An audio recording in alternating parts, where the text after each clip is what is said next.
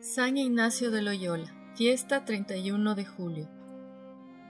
San Ignacio fue el más joven de 11 hermanos, 8 varones y 3 mujeres. El nombre que le pusieron en el bautismo fue Íñigo. Entró a la carrera militar, pero en 1521, a la edad de 30 años, siendo ya capitán, fue gravemente herido mientras defendía el castillo de Pamplona. Al ser herido, su jefe, la guarnición del castillo, capituló ante el ejército francés. Los vencedores lo enviaron a su castillo de Loyola a que fuera tratado de su herida. Le hicieron 3 operaciones en la rodilla, dolorosísimas y sin anestesia. Pero no permitió que lo atasen ni que nadie lo sostuviera. Durante las operaciones no prorrumpió ni una queja. Los médicos se admiraban. Para que la pierna operada no le quedara más corta, le amarraron unas pesas al pie y así estuvo por semanas con el pie en alto, soportando semejante peso. Sin embargo, quedó cojo para toda la vida. A pesar de esto, Ignacio tuvo durante toda su vida un modo muy inteligente y fino para tratar a toda clase de personas. Lo había aprendido en la corte en su niñez. Mientras estaba en convalecencia, pidió que le llevaran novelas de caballería, llenas de narraciones inventadas e imaginarias, pero su hermana le dijo que no tenía más libros que la vida de Cristo y el año cristiano, o sea, la historia del santo de cada día. Y le sucedió un caso muy especial. Antes, mientras leía novelas y narraciones inventadas, en el momento sentía satisfacción, pero después quedaba con un sentimiento horrible de tristeza y frustración.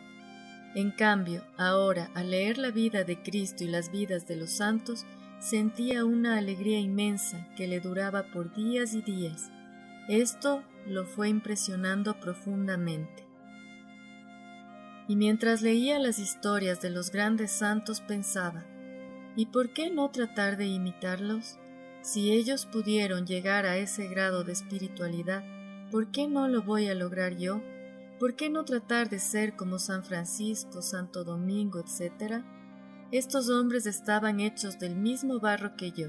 ¿Por qué no esforzarme por llegar al grado que ellos alcanzaron?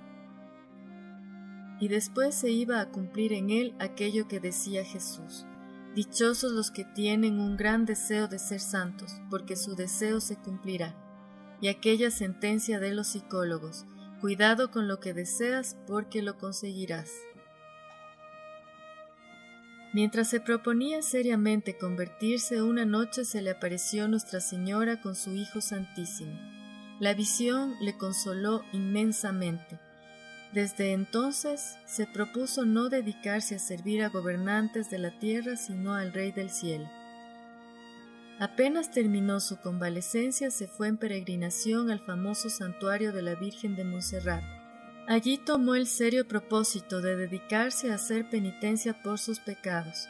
Cambió sus lujosos vestidos por los de un pordiosero, se consagró a la Virgen Santísima e hizo confesión general de toda su vida. Y se fue a un pueblecito llamado Manresa, a 15 kilómetros de Montserrat, a orar y a hacer penitencia. Allí estuvo 1 año. Cerca de Manresa había una cueva y en ella se encerraba a dedicarse a la oración y a la meditación. Allá se le ocurrió la idea de los ejercicios espirituales, que tanto bien iban a hacer a la humanidad. Después de unos días en los cuales sentía mucho gozo y consuelo en la oración, empezó a sentir aburrimiento y cansancio por todo lo que fuera espiritual. Luego le llegó otra enfermedad espiritual muy fastidiosa, los escrúpulos, o sea, el imaginarse que todo es pecado. Esto casi lo lleva a la desesperación, pero iba anotando lo que le sucedía y lo que sentía, y estos datos le proporcionaron después mucha habilidad para poder dirigir espiritualmente a otros convertidos, y según sus propias experiencias, poderles enseñar el camino a la santidad. Allí, orando en Manresa, adquirió lo que se llama discreción de espíritus, que consiste en saber determinar qué es lo que le sucede a cada alma y cuáles son los consejos que más necesita, y saber distinguir lo bueno de lo malo. A un amigo suyo le decía después: En una hora de oración en Manresa aprendí más a dirigir almas que todo lo que hubiera podido aprender asistiendo a universidades. En 1523 se fue en peregrinación a Jerusalén, pidiendo limosna por el camino. Todavía era muy impulsivo y un día casi ataca a espada a uno que hablaba mal de la religión. Por eso le aconsejaron que no se quedara en Tierra Santa, donde había muchos enemigos del catolicismo. Después fue adquiriendo gran bondad y paciencia. A los 33 años empezó como estudiante de colegio en Barcelona, España. Sus compañeros de estudio eran mucho más jóvenes que él y se burlaban mucho. Él toleraba todo con admirable paciencia. De todo lo que estudiaba tomaba pretexto para elevar su alma a Dios y adorarlo. Después pasó a la Universidad de Alcalá. Vestía muy pobremente y vivía de limosna. Reunía niños para enseñarles religión, hacía reuniones de gente sencilla para tratar temas de espiritualidad y convertía pecadores hablándoles amablemente de lo importante que es salvar el alma. Lo acusaron injustamente ante la autoridad religiosa y estuvo 2 meses en la cárcel. Después lo declararon inocente, pero había gente que lo perseguía. Él consideraba todos estos sufrimientos como un medio que Dios le proporcionaba para que fuera pagando sus pecados, y exclamaba: «No hay en la ciudad tantas cárceles ni tantos tormentos como los que yo deseo sufrir por amor a Jesucristo». Se fue a París a estudiar en su famosa Universidad de la Sorbona. Allá formó un grupo con 6 compañeros que se han hecho famosos, porque con ellos fundó la Compañía de Jesús. Los 7 hicieron votos o juramentos de ser puros, obedientes y pobres el día 15 de agosto de 1534, fiesta de la Asunción de María. Se comprometieron a estar siempre a las órdenes del Sumo Pontífice para que él los emplease en lo que mejor le pareciera para la gloria de Dios. Se fueron a Roma y el Papa Pablo III les recibió muy bien y les dio permiso de ser ordenados sacerdotes. Ignacio, que se había cambiado por ese nombre, su nombre antiguo de Íñigo, esperó 1 año desde el día de su ordenación hasta el día de la celebración de su primera misa, para prepararse lo mejor posible a celebrarla con todo fervor. San Ignacio se dedicó en Roma a predicar ejercicios espirituales y a catequizar al pueblo. Sus compañeros se dedicaron a dictar clases en universidades y colegios y a dar conferencias espirituales a toda clase de personas. Se propusieron como principal oficio enseñar la religión a la gente. En 1540 el Papa Pablo III aprobó su comunidad llamada Compañía de Jesús o Jesuitas. El superior general de la nueva comunidad fue San Ignacio hasta su muerte. En Roma pasó todo el resto de su vida.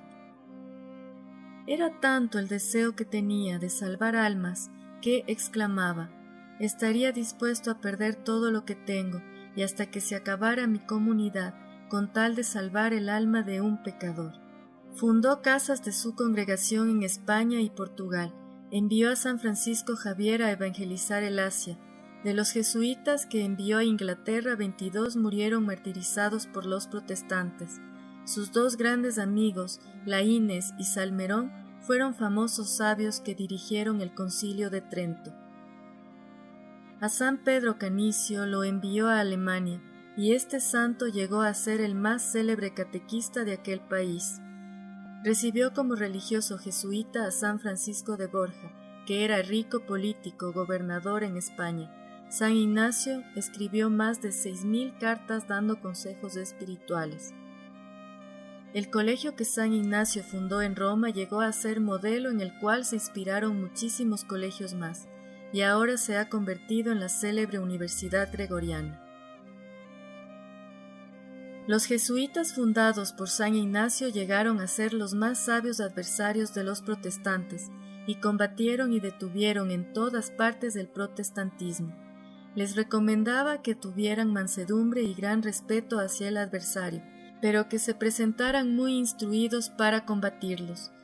Él deseaba que el apóstol católico fuera muy instruido. El libro más famoso de San Ignacio se titula Ejercicios espirituales. Y es lo mejor que se ha escrito acerca de cómo hacer bien los santos ejercicios. En todo el mundo es leído y practicado este maravilloso libro. Duró 15 años escribiéndolo.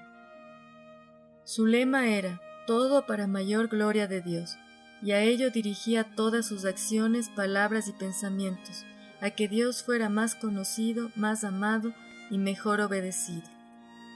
En los 15 años que San Ignacio dirigió a la Compañía de Jesús, ésta pasó de 7 socios a más de 1000. A todos y cada uno trataba de formarlos muy bien espiritualmente. Como casi cada año se enfermaba y después volvía a obtener la curación, cuando le vino la última enfermedad nadie se imaginó que se iba a morir, y murió súbitamente el 31 de julio de 1556 a la edad de 65 años. En 1622 el Papa lo declaró santo, y después Pío XI lo declaró patrono de los ejercicios espirituales en todo el mundo. Su comunidad de jesuitas es la más numerosa en la Iglesia Católica.